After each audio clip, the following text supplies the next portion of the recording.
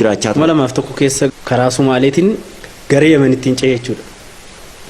Yemenitti ergan ce'een booda yaa ammas Yemenirraayis gara Saudi Arabiyaa cabsuudhaaf deemuudhaaf qarshiin barbaachisaadha, namnis barbaachisaadha. Achittis yeroo dheeraa hanga baatii 9 akkas hoomaa waraanaa keessatti akka bunaa fi shaayis hojjechuun ture.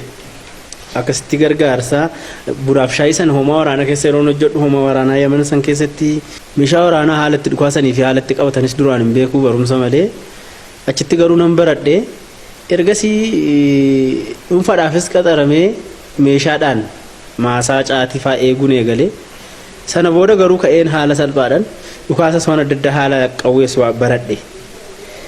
Sana booda ka'een gara Saudi Arabiyaa deeme. Saudi Arabiyaas waggaa 8 achi gizeen turu 2009 gara Finfinneetti dhufe jechuudha. Qophii isaa erga xumuratees booda gara godina Shawaa Kaabaa aanaa darraa akkaataa akkamiin akka dhufees yoo dubbatu. Waggaa 9 booda Finfinnee dhufee osoo hin taa'u yeroo muraasa kan taa'een wanta akka information argachuu didi waa'ee biyya Shawaa kana. Biyya abbaan kootti du'e waan ta'eefis dhugaan sin jedha nan jibba ture. Biyyichumayyuu nama Shawaatu Salaalee biyyi jedhamu kun yoo isaan biyya Baalee sanitti argu ija hamaadhaan ilaala warruma abbaa hojjee sanatti fakkaatu. Sana booda gara Hararitti deemeen Dirree Dhawaa osoo hin taa'u mee Shawaan kun akkamii biyyi Shawaa kun akkamii ka jedhu naman gaggaafadha cal jedheetuma. San booda wanti isaan irraa argadhe yaa'u Shawaan dhihoo akka ta'ee fi karaa salphaa akka ta'een hubadhe. Erga hubadheen booda manna haaraa dhaqeen darraa kan jedhu makiinaa nin argee Salaalee immoo fiichee kan jedhu nan dhagahee san booda fiicheerraan Salaaleetti aanee darraa akka ta'e barreeffadheen beeka achi ka'een ergasii manna haaraa dhaqee fiichee yaabbadhe. Waa'ee darraa information giseen sassaabadhu yaa'u xaballi akka jiru dhagahe. Xaballi achi akka jiru dhageenyaani meeshaa xabalaaf barbaachisuu fi wantoota xabalaaf na barbaachisaniin gaafadhe akka nama xabala dhaqutti. Gaafadheen uffataas waan adda addaas waan xabalaaf barbaachisu hundaa bitadheeni achi makiinaa yaabbadheen iddoo xabalaa san dhaqe. Information homaa dhabee gaa osoon arges jaricha beekuu hin danda'u. Garuu achi buleen deebi'een ammas ol deebi'e garuma mana isaanii san xabala biraa.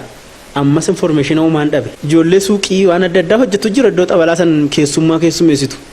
Itti siqeeni ani koo Finfinneettiin guddadhe malee darraa kana sanyii fira dhiigaa nan qaba ture. Garuu nan beekanuu hin beeku hin jedheen. Eenyu faa jedhamu naan jedhan ijoolleen suuqii hojjettoyi Taayyaa Abbii fi Aantii Abbii jedhamu jedhee warruma naajja isan gaafadhe. Fira akkasii osoo qabdu asitti rakkattaa isaanuu ganamaa galgala si deddeebisuu danda'u. Makiinaa qabu qabeenya qabu manni bulte sunis kasaaniitii naan jedhan.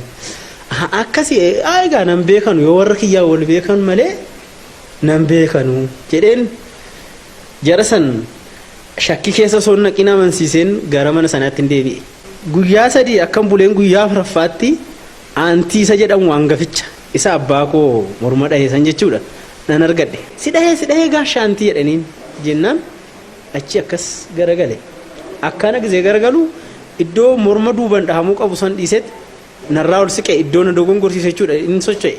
Sochoonaan naannoo gurraa kana jala akkas dhahamee hin kufne makiinichatti addaan makiinichatti bu'eet qawwee isaatis akkuma qabateen ammas nattas garagale. Natti garagalaan deebiseen lammaffaadha. Sana booddee hanga du'a isaa argutti deemuun barbaanne ture yaani.